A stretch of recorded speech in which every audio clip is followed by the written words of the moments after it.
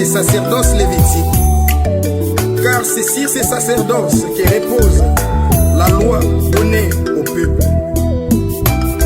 Était-il encore nécessaire qu'il paraisse un autre sacrificateur selon l'ordre de Melchisédek et non selon l'ordre d'Aaron?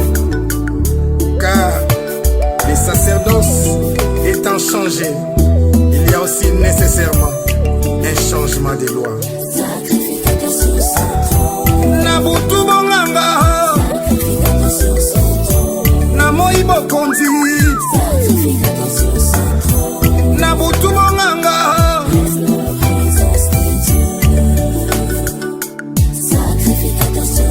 Oh Nabutu bonganga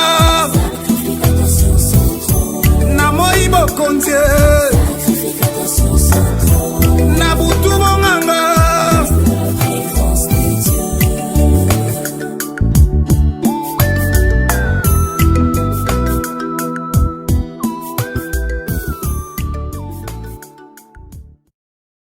Il y a quelqu'un qui est vivant ce matin. Posez la question s'il y a des survivants ici. Amen. Gloire à Dieu. Alléluia. Notre Dieu est bon.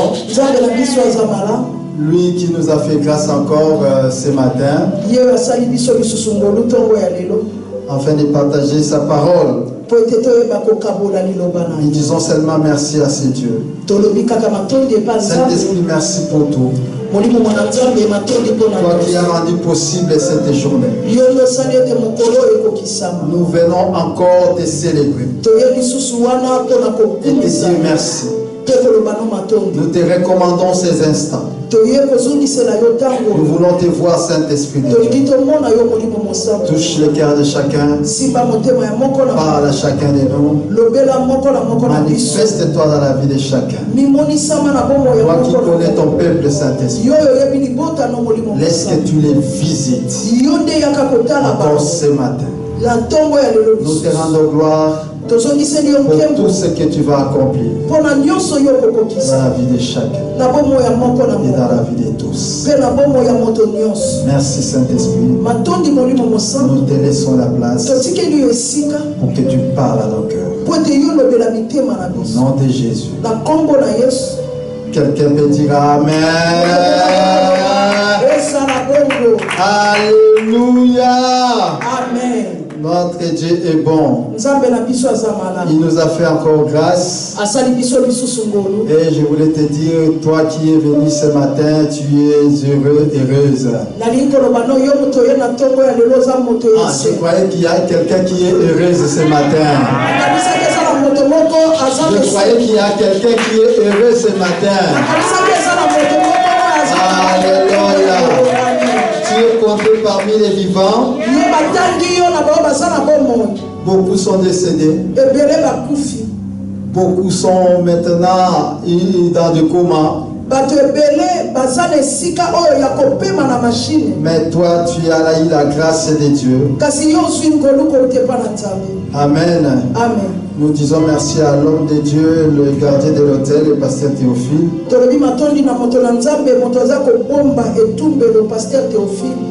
Pour cette marque de confiance encore. De me laisser sa chair pour vous transmettre la parole du Seigneur. Amen. Amen. Et le Seigneur, je crois qu'il sera glorifié. Nous voulons parler d'un thème. C'est un thème que je parle ces derniers temps. Je parle sur les survivants.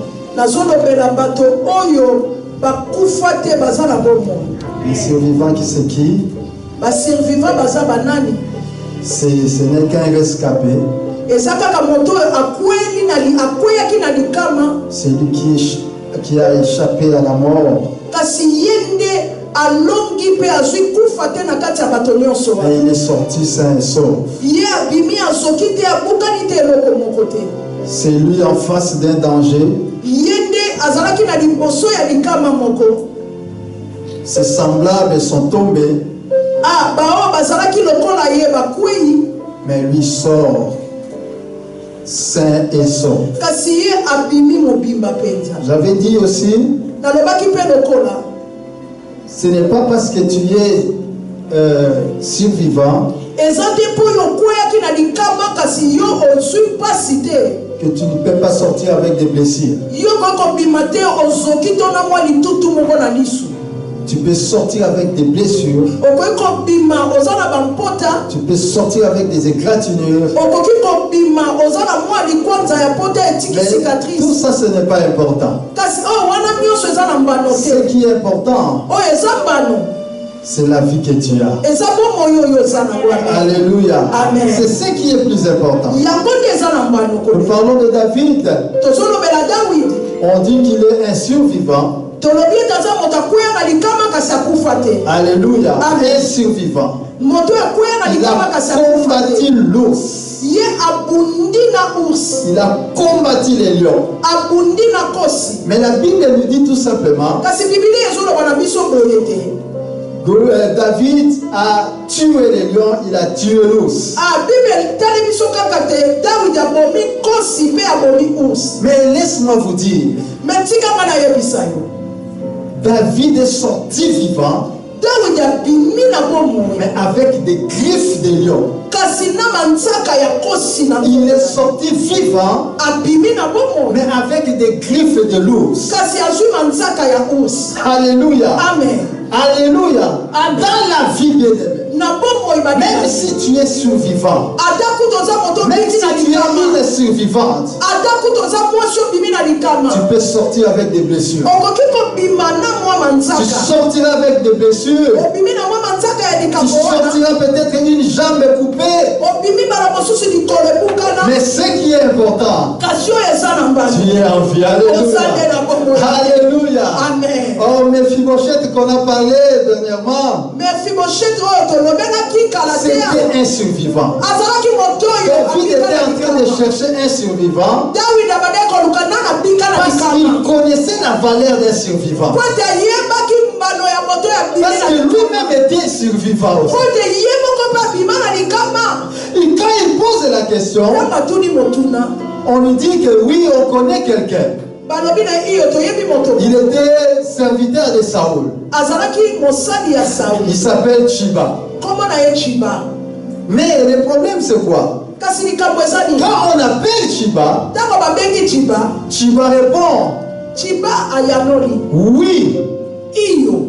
Il y a un fils de Saoul, de Jonathan. Mais il est perdu de pied. Alléluia. Est-ce que la question qui a été posée, on ne lui a même pas posé cette question? Parce que David sait, quand il y a un survivant, il faut s'attendre à des blessures. Quand il y a un survivant, il faut s'attendre à des bien-aimés. Il y a toujours un dégât.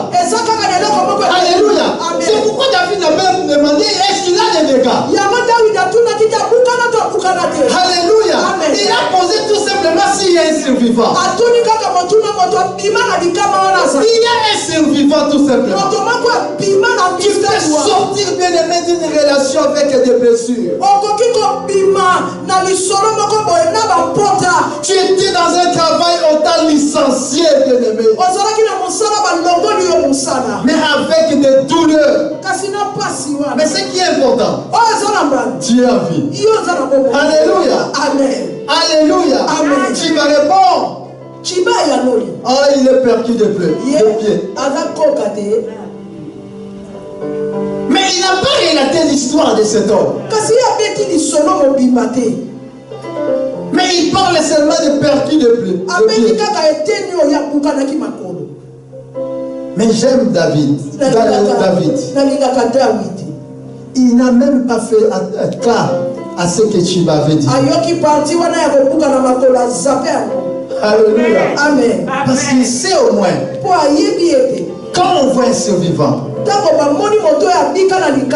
il y a toujours des blessures. Alléluia. Est-ce que quelqu'un a compris? Aujourd'hui encore, on parle des survivants. Je voulais parler d'un monsieur que nous connaissons aussi dans la Bible. C'est pourquoi j'intitule mon thème de ce matin Caleb, les survivants. Toute la Bible, on parle que des survivants. La Bible, c'est un livre des survivants. Et quand nous étudions la vie des survivants, c'est pour tirer des leçons par rapport à ces gens-là. C'est pour apprendre les principes qu'on marchait les survivants.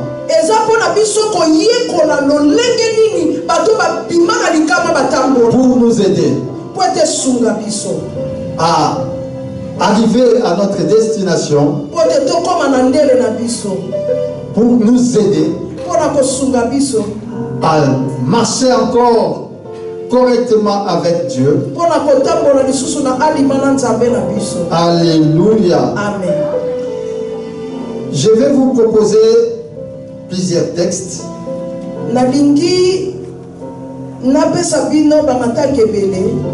Mais nous n'allons pas tout lire. Mais quand vous rentrerez chez vous, prenez le temps de lire l'histoire. Et moi je vais vous dire tout simplement un petit résumé. C'est dans Nombre chapitre 13 et Nombre 14. Nombre chapitre 13 et Nombre 14. Nombre 13, 14. Donc tous les chapitres de 13.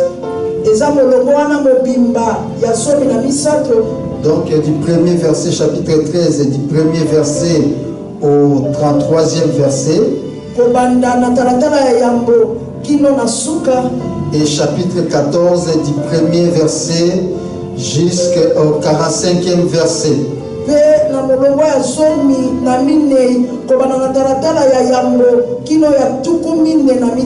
Et je vous propose un autre texte. C'est dans Josué chapitre 14. Là, vous lirez seulement chapitre 14. Tous les chapitres 14 aussi. Et en plus, vous allez aussi lire chapitre 15.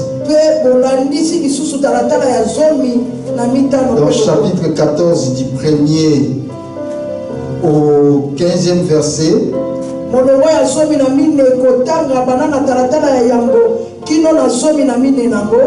Et chapitre 15 du 1er au 63e verset.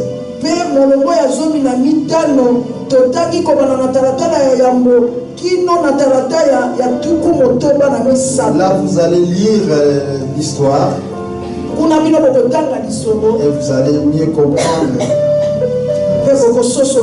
tout ce qu'on a relaté dans ces textes. Ici, dans Nombre chapitre 13,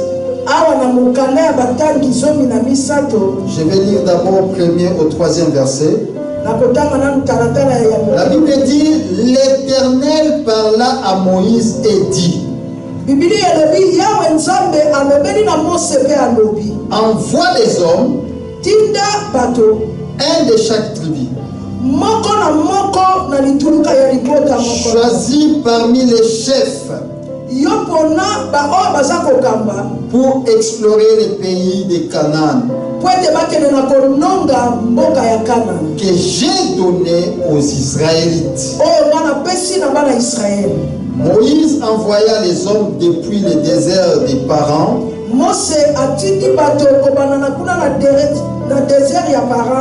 comme l'Éternel lui avait demandé. C'étaient tous les chefs des Israélites.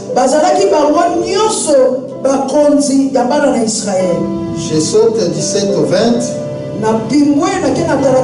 Moïse les envoya pour reconnaître les pays de Canaan. En leur disant, passez par les Negev, gagnez la région montagneuse et examinez les pays. Voyez comment il se présente et quel peuple habite. Observez s'il est fort ou faible, nombreux ou pas. Voyez de quel genre est le pays où ils habitent, s'il est bon ou mauvais, et comment sont les villes, si elles sont ouvertes ou fortifiées. La terre est-elle fertile ou pauvre? Ils trouvent-ils des arbres ou non? Ayez du courage et rapportez des fruits du pays. C'était en effet l'époque des premiers raisins. Au verset 25, au bout de 40 jours, ils firent des retours de leur exploration du pays. 27. Voici les rapports qu'ils firent à Moïse. Nous sommes arrivés dans le pays où tu nous as envoyés. Oui, c'est vraiment un pays ruisselant de lait et de miel. Et en voici les fruits. Seulement, les peuples qui l'habitent est terriblement fort. Les villes sont d'immenses forteresses. Et nous avons même vu des descendants d'Anak. Alléluia. Amen. 30. Caleb, alors Caleb essaya de faire taire les peuples qui commençaient à se prendre à Moïse. Les peuples qui commençaient à s'en prendre à Moïse.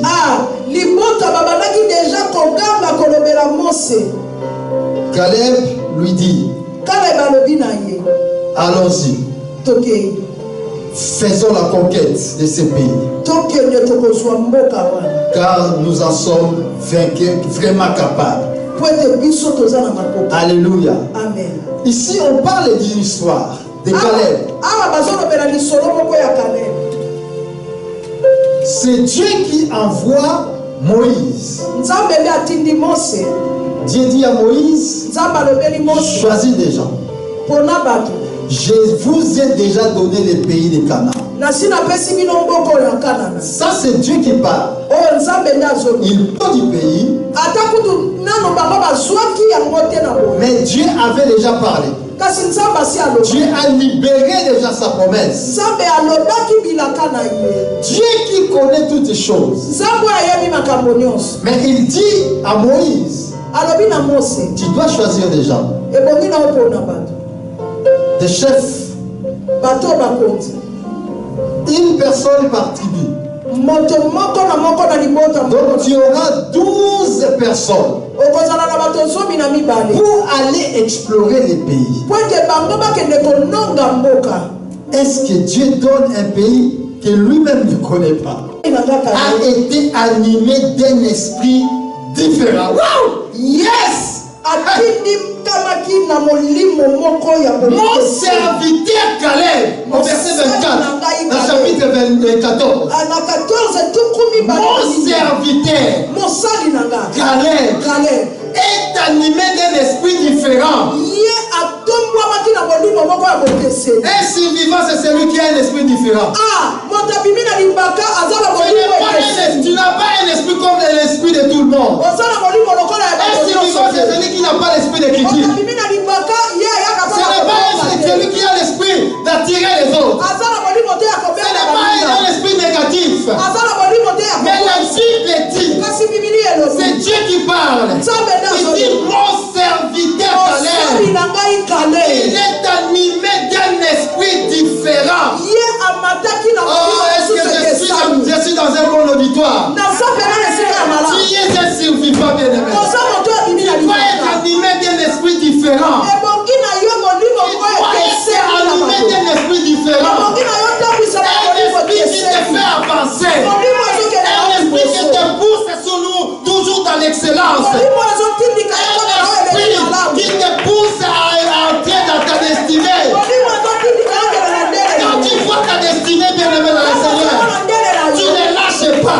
Tu crois toujours. Et moi je peux encore entrer. Peu importe les circonstances, peu importe les temps, tu continues à croire bien-aimé. Un esprit différent, un esprit de foi, un esprit de percée, un esprit positif. Ah, j'aime Dieu quand il parle. Il dit, mon serviteur. Est-ce que tu as besoin là autour de nous? Ah, survivant, c'est celui que Dieu se tape la poitrine. Que Dieu se tape la poitrine. Regarde à ta vie. Est-ce que tel que tu es, Dieu peut se taper la poitrine? Dieu peut se taper la poitrine. Mais ici c'est Dieu qui se tape la poitrine. Mon serviteur. Mon serviteur Caleb est animé d'un esprit différent. Il n'a pas un esprit comme tout le monde. Pourquoi tu as toujours un esprit comme tout le monde? Pourquoi tu as un esprit comme tout le monde? Quand tout le monde critique, toi aussi tu critiques. Quand tout le monde abaisse les bras, toi aussi tu abaisses les bras. Quand tout le monde est fatigué, toi aussi tu es fatigué. Quand tout le monde ne vient plus à l'église, toi aussi tu ne viens plus. Ça c'est l'esprit de commun. Mais il faut avoir un esprit différent. Un esprit différent. Mon serviteur Caleb a un esprit différent. Dieu s'est regardé et il a regardé Israël. Et il n'a pas trouvé un esprit différent comme Caleb. Il n'a pas trouvé un esprit différent comme l'esprit de Caleb. Pourquoi toi tu as toujours un esprit comme de commun? Tu dois sortir de la foule. Tu dois sortir de la foule. Faire les choses comme tout le monde ne les fait pas. Avec un esprit différent. Que je vais changer les choses. Moi je vais changer les choses. Moi je vais faire avancer l'air. Je vais faire avancer ma famille. Ça c'est un esprit différent. Ma famille ne peut pas rester dans la pauvreté. Toi avoir un esprit différent. Toi tu es animé par un esprit de l'Europe. Oui, vite. Esprit de l'Europe. Mais il faut avoir un esprit différent. Un esprit différent. Ah, j'aime Dieu. Écoutez la suite. Même verset. Il m'a obéi sans hésitation jusqu'au bout. Ça c'est Dieu qui parle. Un Dieu qui rend témoignage avec un survivant.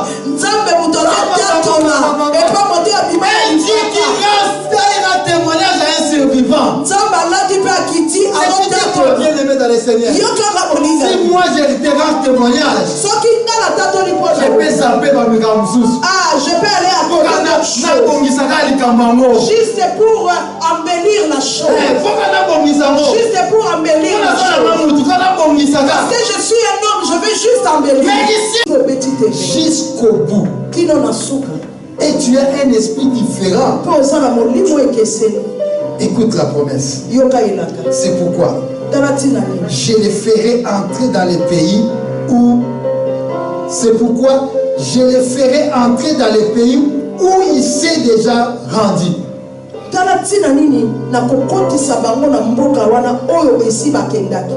Et tes descendants en hériteront. Hey! Alléluia! Alléluia! Si tu es survivant, tu hériteras les pays. Alléluia! Tu hériteras, bien-aimé.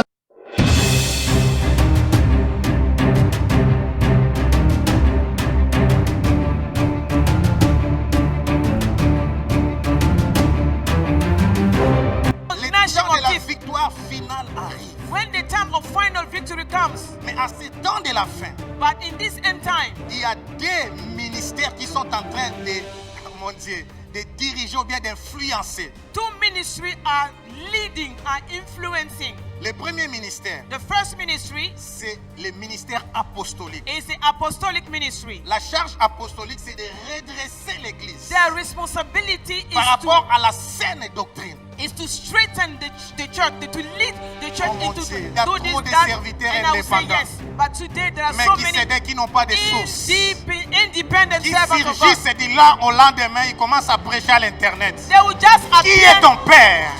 Qui est ton mentor? Où est ton église? Who is your father? Who is your mentor? Where is your church? Alléluia. Amen. Deuxième ministère. Second ministry. Levez vos têtes. Raise your head. Aujourd'hui, l'église marche la tête sur la terre. Now the church is walking head bent down. L'église est en train de vivre par rapport aux choses présentes. The church is only experiencing Il faut que Dieu élève des prophètes et des prophétesses. But God needs pour que nous puissions élever nos têtes et to voir le futur. To lift up our heads. J'ai dit la saison apostolique est arrivée. La saison prophétique est arrivée. Prophetic season is here. Et puis dans votre église, on ne prêche pas la bonne doctrine. Sortez au milieu d'elle. They don't preach the good doctrine. Come out of them.